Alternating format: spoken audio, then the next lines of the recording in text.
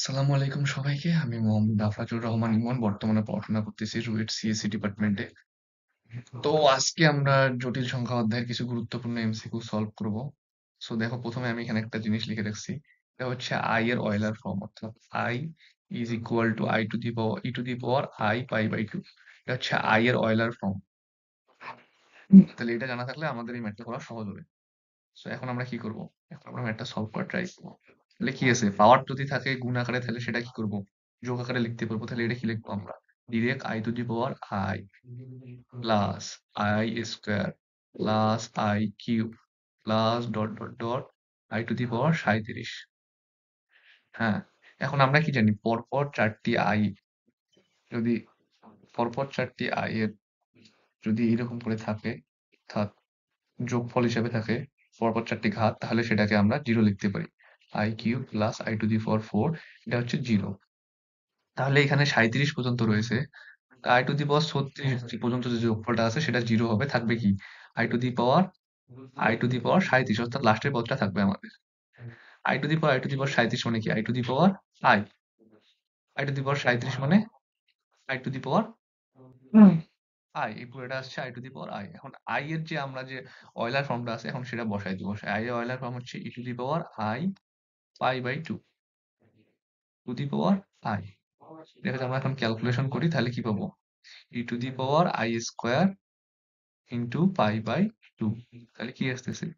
E to the power minus pi by two. এটাই answer. তাহলে answer কোথায় আমাদের? খ নাম্বারটা। আশা করছি বুঝতে পারছো। পরের এমসিকিউতে যাই। হ্যাঁ, এটা একটা অনেক গুরুত্বপূর্ণ এমসিকিউ। এমসিকিউটা দেখো কি বলছে। cos cos log i to the power 4i, হ্যাঁ, is equal to a plus i b. তাহলে এখন আমরা কি করবো? এটা সরল করি আগে কিছুটা। তাহলে কি লেখা যাবে? cos log এর পাওয়ার কোনো কিছু থাকলে সেটা সামনে আসতে পারে। কি লিখবো তাহলে? 4i into log i is equal to a plus i b. So আমরা একটু আগে আমরা জানছিলাম যে i এর অয়লার ফর্ম কি। তাহলে আমরা এটা কি লিখবো? cos 4i লগ, হ্যাঁ, এখন i এর অয়লার ফর্মটা আমরা প্রয়োগ করবো। অয়লার ফর্ম কি? i এর অয়লার ফর্ম হচ্ছে e to the power i pi by two. সুন্দর। ইজ ইকুয়াল টু কি? a plus i b. এখন আবার কি, লগের সামনে কোনো কিছু পাওয়ার হিসেবে আসছে, তাহলে সেটা লগের উপরে কোনো কিছু পাওয়ার হিসেবে সেটা সামনে আসবে। তাহলে কি হবে? cos ইন্টু 4i ইন্টু কি থাকবে? i into pi by two into log e is equal to a plus i b. এখন পরের ক্যালকুলেশনটা করি। তাহলে পরের ক্যালকুলেশনটা কি আসতেছে আমাদের? আসতেছে cos, তাহলে আসতেছে কি? আই স্কয়ার মানে minus minus two minus two pi, আর লগ ই মানে হচ্ছে আমাদের ওয়ান। তাহলে cos minus two pi is equal to a plus IB.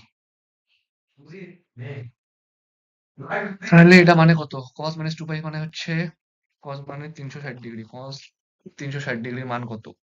cos 360 ডিগ্রির মান হচ্ছে cos 360 ডিগ্রির মান হচ্ছে আমাদের ওয়ান। সো এটা হচ্ছে আমাদের ওয়ান। এটা হচ্ছে আমাদের one is equal to a plus i b. তা কি দেখা যাচ্ছে এখান থেকে? এখানে যেহেতু কোনো কাল্পনিক অংশ নেই, তাহলে কি a is equal to one, আর b কত? b হচ্ছে জিরো। কারণ কাল্পনিক অংশ নাই মানে কি? জিরো হয়। তাহলে অ্যান্সার কত? অ্যান্সার হচ্ছে আমাদের গ নাম্বারটা। পরের স্লাইডে যাই। হ্যাঁ, এখানে কি বলছে? 3 প্লাস 2i সাইন থিটা যদি বাস্তব সংখ্যা হয়, তাহলে theta is equal to what? তো এখন আমাদের এটা বলেই দিছে এই সংখ্যাটা যদি বাস্তব সংখ্যা হয়। বাস্তব সংখ্যা হইতে হলে কাল্পনিক অংশটা জিরো হইতে হবে। অর্থাৎ আমাদের শর্ত থেকেই আমরা বুঝতে পারছি, যদি বাস্তব সংখ্যা হইতে যায় তাহলে কি হইতে হবে? 2i সাইন থিটা, এই অংশটা কি হইতে হবে? এটা কাল্পনিক অংশ, যেহেতু এখানে i আছে, তাহলে এটা হচ্ছে হইতে হবে জিরো হইতে হবে আমাদের। তাহলে এখান থেকে আমাদের sine theta is equal two zero. তাহলে এটা কত? থিটা ইজ ইকুয়াল টু তাহলে কত? n পাই। এটা গ নম্বরটা। আচ্ছা, ইজি ছিল। পরের এমসিকিউতে যাই। পরের এমসিকিউটা কি বলছে? যদি 1 plus i to the power minus 20 is equal to a plus i b হয়, তাহলে a আর b এর মান কত? সুন্দর কোশ্চেন, ট্রাই করি এটা। সো কিভাবে করব? 1 প্লাস আই, হ্যাঁ, টু দি পাওয়ার যদি আমি স্কোয়ার দিই, দিয়ে একটা সেকেন্ড ব্র্যাকেট দিলাম, দেওয়ার পর -10 দিলাম, তাহলে কি -10 আর 2 গুণ করলে -20, যেটা -20 মিলছে আমাদের। এইটা ইজ ইকুয়াল টু কি বলছে? a plus i b. সুন্দর। তো এটা আমরা এখন কি করব? 1 প্লাস আই এর বর্গ, 1 প্লাস আই, এটাকে বর্গ করলে কি হয়? এটাকে বর্গ করলে হয়, এটাকে বর্গ করলে হয় 2i, এটাকে বর্গ করলে হয় 2i, তাহলে হবে কি 2i, হ্যাঁ 2i two the power minus 10, হ্যাঁ, -10 is equal to a plus i b. সুন্দর। তাহলে এখন কি লেখা যাবে? 2 টু দি পাওয়ার -10, হ্যাঁ, into I to the power -10, হ্যাঁ, -10 ইজ ইকুয়াল টু কি a প্লাস আইবি। হ্যাঁ, এখন এদিকে করি, 2 টু দি পাওয়ার -10, হ্যাঁ, into 1/i two the power 10 is equal to a plus ib. তো তাহলে এটা কি আসতেছে? 2 to the power -10, into i to the power -10, সাথে এটা আসতেছে -1, হ্যাঁ, is equal to a plus ib. So এটা আসছে আমাদের -2 to the power -10 is equal to a plus ib. So এখান থেকে কি দেখা যাচ্ছে? এখানে যেহেতু কোনো কাল্পনিক অংশ নাই, তাহলে b is equal to 0 R a is equal to কত? -2 to the power -10. So answer কত? অ্যান্সার হচ্ছে আমাদের এই খ নম্বরটা। পরের স্লাইডে যাই। পরের স্লাইডে কি বলছে? যে argument of z is equal to what? Z argument বের করতে বলছে। তো করি, সমস্যা কি? আর tan আলফা, আচ্ছা, tan alpha is equal to, হ্যাঁ, আর্গুমেন্ট বলছে না? তাহলে এটা আমরা কিভাবে করবো? ডিরেক্ট বসে দিলেই হয়ে যাবে মনে হচ্ছে। তাহলে আর্গুমেন্ট অফ জেড, হ্যাঁ, আর জি argument of z is equal to, তাহলে কি হবে? ট্যান ইনভার্স কি হবে? প্রথমে কাল্পনিক অংশের সহ 1 - cos আলফা ডিভাইডেড বাই, হ্যাঁ, বাস্তব অংশ হচ্ছে সাইন আলফা। সো এটাকে এখন আমরা একটু ত্রিকোণমিতির সাহায্যে সরল করি।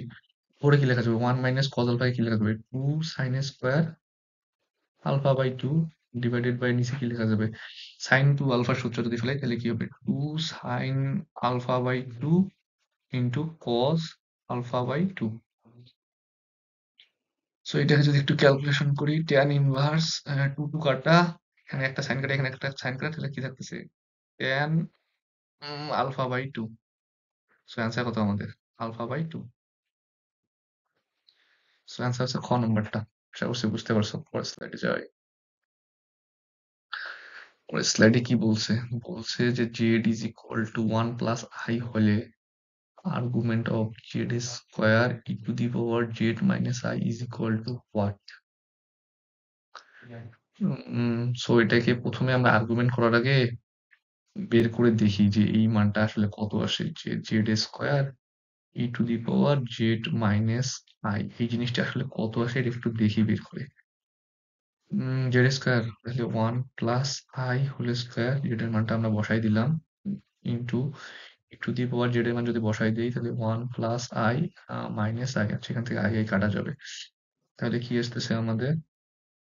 তাহলে আসতেছে 1 প্লাস আই হোল স্কোয়ার, এটা তো আসে হচ্ছে 2i ইন্টু ইন্টু আই কাটা দিলে তারপরে হচ্ছে ই, তাহলে এটা হচ্ছে আমাদের 2i ই, এটা আসতেছে আমাদের এই পুরা জিনিসটার মান আসতেছে আমাদের এইটা।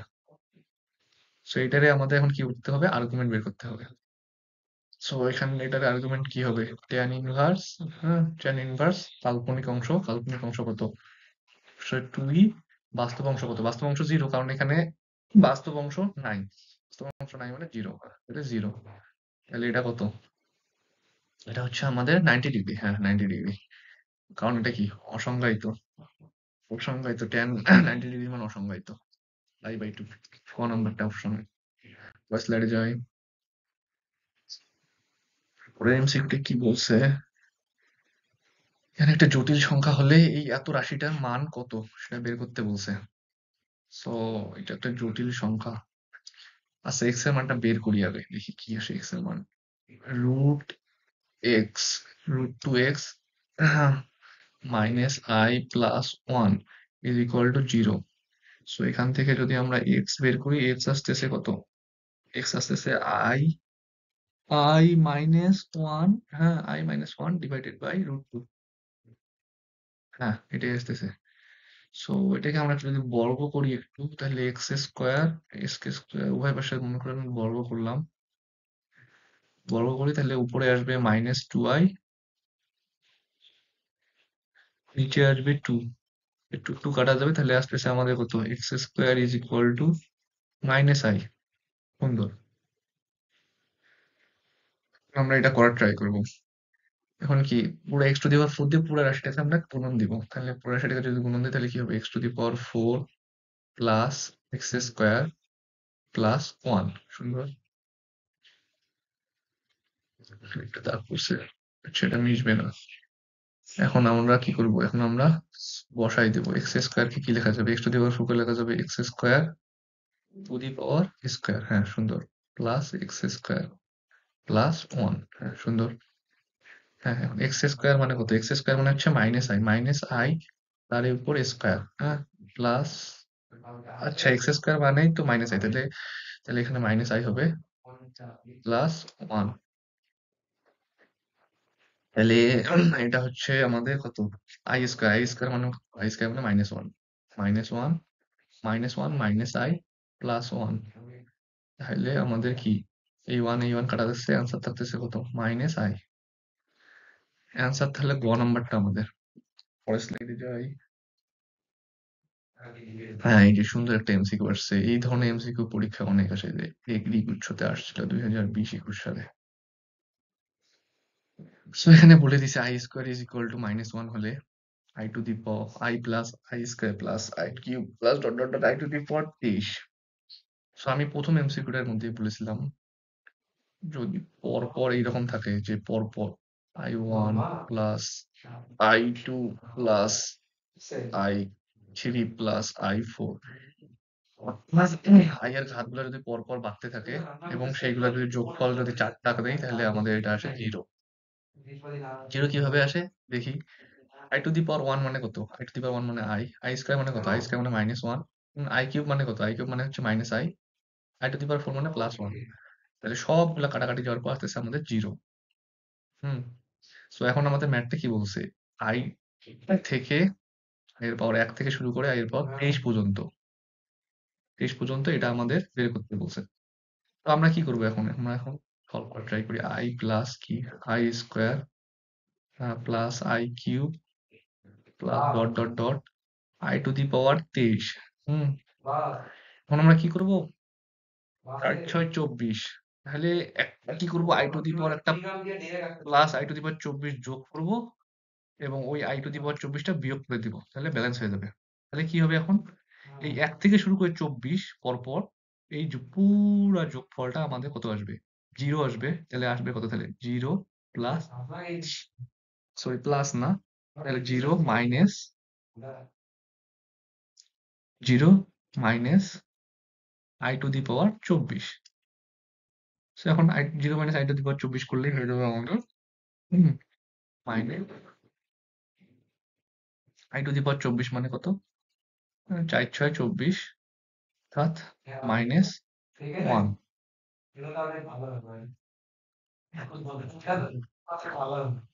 তো অ্যান্সার হচ্ছে আমাদের ক নাম্বার।